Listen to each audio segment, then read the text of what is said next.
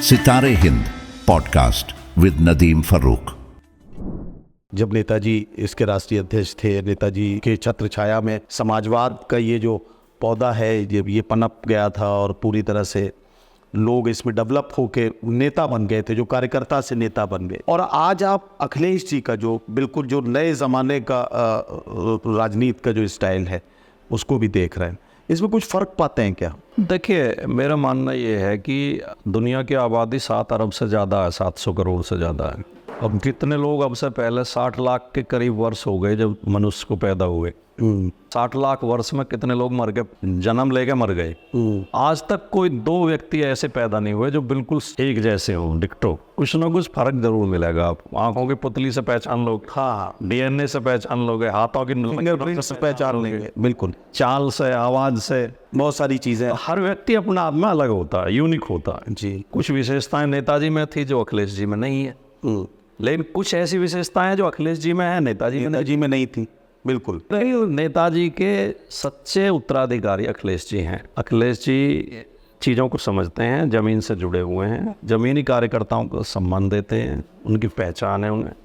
मैं समझता हूँ कि ऐसे अकेले नेता अखिलेश जी इस समय देश में हैं जो अपने प्रदेश के हर जिले में 20-20 लोगों को नाम से, चेहरे से जानते हैं जी, और मिलते ही पहचान लेते हैं, नाम लेके बात करते हैं। यही नेताजी की विशेषता थी। जी जी।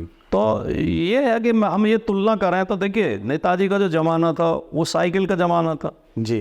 नेताजी ने पहला चुनाव साइकिल से चल के लड़ा। बिल्कुल। सन 67 में वो विधायक हुए थे। अब 67 की परिस्थितियों में आज की परिस्थितियों में फ़र्क है। हमारे आपके पिताजी फटी हुई धोती पहनते थे, बिल्कुल, हम सूट बूट में बैठे हैं। अब एसी गाड़ियों में हम चलते हैं। अब कोई कहने लगा इनके पिताजी तो हल चलाते थे, ये एसी गाड़ियों में चलते हैं। भाई जमाना बदल गया। बिल्कुल।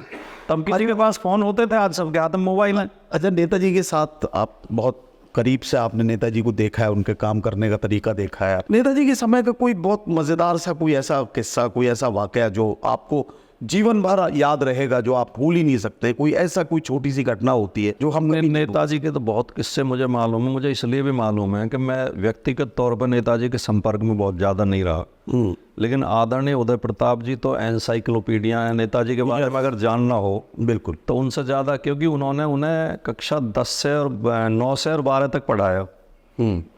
फिर वो विधायक बने, वो उसी स्कूल में टीचर हो गए थे, फिर जैन इंटर कॉलेज में जी जिसमें पढ़े थे उसी में टीचर हो गए थे, तो साथ साथ में टीचिंग भी की जी।